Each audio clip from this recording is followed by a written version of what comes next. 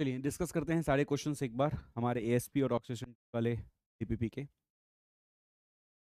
Question number first है आपका, an activated sludge tank 30 metre long है, 9 मीटर वाइड है, लिक्विड डेप्थ 4 मीटर की है। इफ्लुएंट सीवेज फ्लो रेट जो है आपका 3.5 mld है। प्राइमरी इफ्लुएंट जो है आपकी बीओडी की वो 130 मिलीग्राम पर लीटर है। सस्पेंडेड सॉलिड का लोड 15 मिलीग्राम पर लीटर है। एमएलएसएस कॉन्सेंट्रेशन आपसे पूछा जा रहा है आपका, दैट इज एमएलएसएस कॉन्सेंट्रेशन जो है आपको गिवन है 1800, आपसे एफ बाय एम वैल्यू पूछा। तो एक काम करते हैं, हम लोग एक एक्स्ट्रा स्लाइड ले लेते हैं इसके पहले।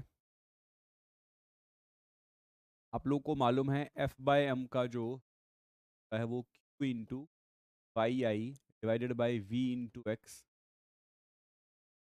एफ बाय एम क्यू आपको चाहिए मीटर क्यूब पर डे में, अभी आपको 3.5 मिली लीटर पर डे, ये हो जाएगा आपका 3.5 in 10⁻³ metre cube per day. वाई आई आपको जो प्राइमरी है वो है 130 डिवाइडेड बाय वॉल्यूम के लिए आप क्या करोगे, 30 × 9 × 4, L into B into H basically कर रहे हैं। सो 30 × 9 × 4 इंटू एक्स जो है एमएलएसएस आपको गिवन है 1800। अब सिर्फ कैलकुलेशन है, जल्दी से कीजिए और जवाब दीजिए।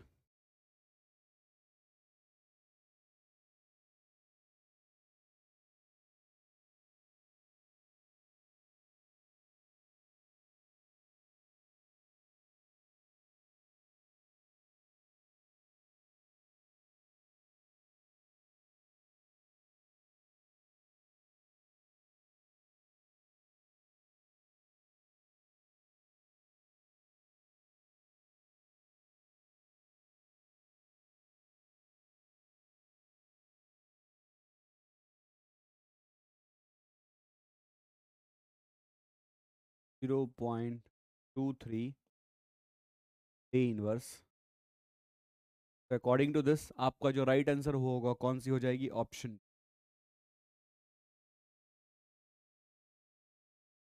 Number 2। T circulation in activated sludge process is done to dilute the incoming sewage, supply seed to the aeration tank, operate the plant continuously, dampen the effect of flow variation। यहाँ पे आपका जो पर्पस रहेगा वो क्या रहता है कि भैया supply seed to the addition tank, मतलब माइक्रोरिज्म की जो आपका है वो आप मेंटेन करना चाहते हो, वही आपका पर्पस है। और third, in the activated sludge process sludge volume index is use to decide. तो एक्टिवेटेड स्लज प्रोसेस में जो आपका स्लज वॉल्यूम है वो आपका क्या डिसाइड करेगा, quality of raw sewage, quality of final effluent, recycling ratio of the sludge, rate of ratio. तो आपको मालूम है, मैंने आपको बताया था एसवीआई जो है आपका कि कितना आपको रीसर्कुलेशन करना होगा, क्योंकि अगर स्ट्रेंथ ज़्यादा होगी तो कम रीसर्कुलेशन रेट की जरूरत पड़ती है। ठीक है, स्ट्रेंथ ऑफ आपका स्लज अगर अच्छा होगा तो कम रेट में भी काम हो जाएगा। तो रीसर्कुलेशन रेट जो है वो आपका बता पाता है। Question number 4, which of the following process is not adopted in oxidation ditch? Adsorption, desorption, oxidation, decomposition। यहाँ पे कौन सा प्रोसेस है जो आपका नहीं हो रहा है वो पूछ रहा है। देखो भैया, आपको ऑक्सीडेशन डिचेस वाले पार्ट में कहीं पे भी आपको डिजॉर्प्शन की कोई बात हो रही है क्या? एडजॉर्प्शन वगैरह चलो हो भी रहा है, डिजॉर्प्शन की कोई बात हो रही है क्या? B will be the right option for this. For 5, what is the range of MLSS concentration in oxidation ditch? तो ऑक्सीडेशन डिच में जो आपका रहेगा वो जो एक्सटेंडेड एडिशन में रहता था ना, तो आपका एक्सटेंडेड एडिशन प्रोसेस में जो मैंने आपको टेबल दिया था उसी के आसपास आपकी वैल्यू रहेगी। तो the option will B question number 6, what is the range of liquid depth in oxidation ditches? Again ये बातें भी आपको मैंने लिखवाया था, 1 मीटर के आसपास आपके रहते हैं जनरली, शैलो डेप्थ ही रहता है वो, 1 मीटर के आसपास रहता है आपको। तो E option will be perfect. What is the shape of oxidation ditch? It is nothing but Oval shape का जनरली रहता है वो, स्क्वायर रेक्टेंगुलर नहीं होता, ओवल या रिंग शेप का आप बोल सकते हैं। The maximum efficiency of BOD removal achieved in oxidation pond, oxidation ditches, aerated lagoon, trickling filter. अगर आप बात करेंगे तो अभी अभी हमने वैसे बात पूरा सबकी की नहीं है, लेकिन आपको पता है कि सबसे ज़्यादा ऑक्सीजन डिच की इसलिए होगी क्योंकि एक्सटेंडेड रेडिएशन टाइम बहुत ज़्यादा है। तो in that case the right option will be option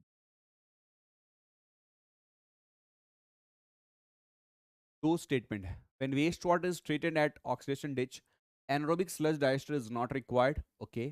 Oxidation ditch admits an extended aeration process whereby sludge gets mineralized. ठीक है, तो हाँ, स्टेटमेंट यहाँ सब क्या है आपका, बोथ स्टेटमेंट आर करेक्ट. तो क्वेश्चन नंबर 9 में आपका जो पार्ट है ये बेसिकली असर्शन रीजनिंग है आपका. में आपको दिखेगा कि हाँ भैया दोनों स्टेटमेंट आपके सही हैं. इतने अच्छे से आपका डाइजेस्ट हो जाता है आपका जो ऑक्सीजन डिच में जो आपका है बिकॉज ऑफ एक्सटेंडेड रेडिएशन. आपको इसमें कोई एनारोबिक स्लज डाइजेस्टर यूनिट की जरूरत नहीं पड़ती, मतलब उसको स्लज को डाइजेशन वगैरह के लिए स्लज ट्रीटमेंट भेजने के लिए जरूरत नहीं पड़ती. That is the advantage basically what we have. ये हो जाएगा.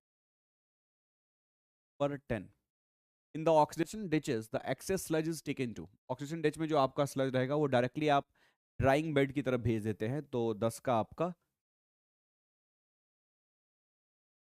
Activated sludge is the, activated sludge जो है आपका aerated sludge in the addition unit, sludge settle in the humus tank, sludge in the secondary tank after adhesion and rich in microbial masses, sludge in the secondary tank after adhesion and rich in uh, after adhesion and rich in nutrients. नहीं, सी वाला option होगा. Microbial masses उसमें अच्छे खासे होते हैं आपके, क्योंकि ग्रोथ हुई है ना और वो उसी में रुका हुआ है, तो माइक्रोबियल मासेस रहते हैं. इसी वजह से तो आप इसको फिर से भेजते हो ना, ताकि आपका एम मेंटेन कर दे.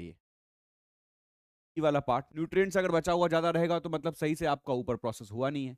माइक्रोबियल मास की बात होगी ना. The dominating microorganism in activated sludge process reactor are. जो डोमिनेटिंग माइक्रोऑर्गेनिज्म है ये तो हम लोग बात कर चुके हैं क्लास में ही. एरोबिक हेटेरोट्रॉप, क्वेश्चन नंबर 12 का ए.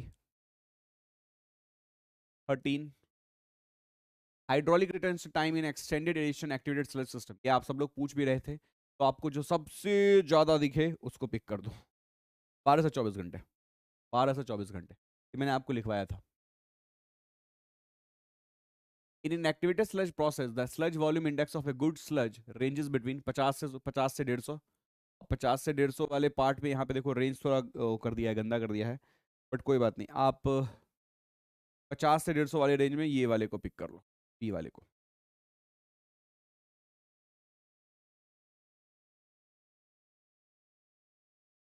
एक्टिवेटेड स्लज क्या होता है, क्वेश्चन पढ़ो. Containing fertilising constituents, indicates the degree of radiation, indicates high water content, all of these. अब देखो भैया ऑल ऑफ दीज वाले पार्ट में अगर देखोगे तो आपको मल्टीपल ऑप्शन, हाँ भैया कंटेनिंग फर्टिलाइजिंग कंस्टिट्यूएंट्स रहते हैं इसमें. डिग्री ऑफ एडिशन को आपको बता रहा होता है आपका एक्टिवेटेड स्लज. तो in that case all of these वाला ऑप्शन को हम लोग ले लेते हैं, डी वाला.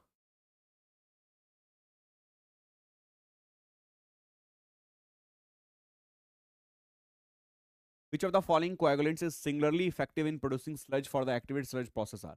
Ferric sulfate, ferric chloride, alum, chlorinated copperas. अब आपको ये बातें मैंने आपको बोला था कि जो आपका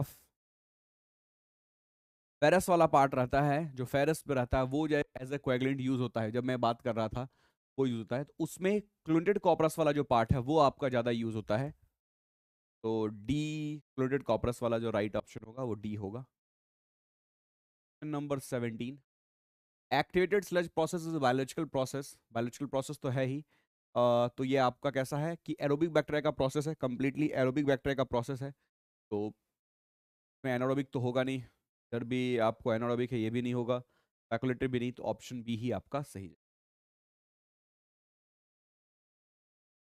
activated cell process is example of, ये तो आप लोग को मालूम है कि भैया ये एरोबिक सस्पेंडेड ग्रोथ प्रोसेस है.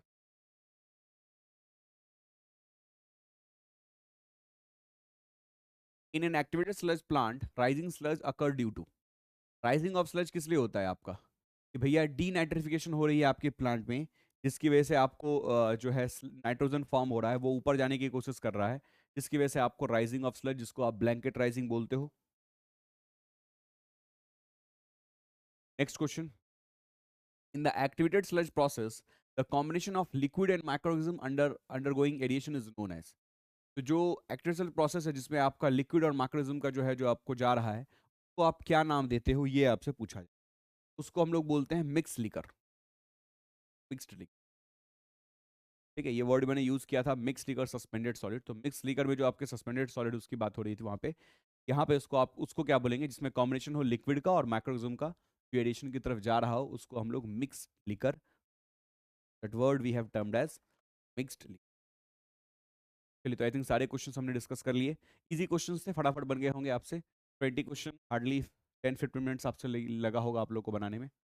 Thank you all of you, will meet in the next class.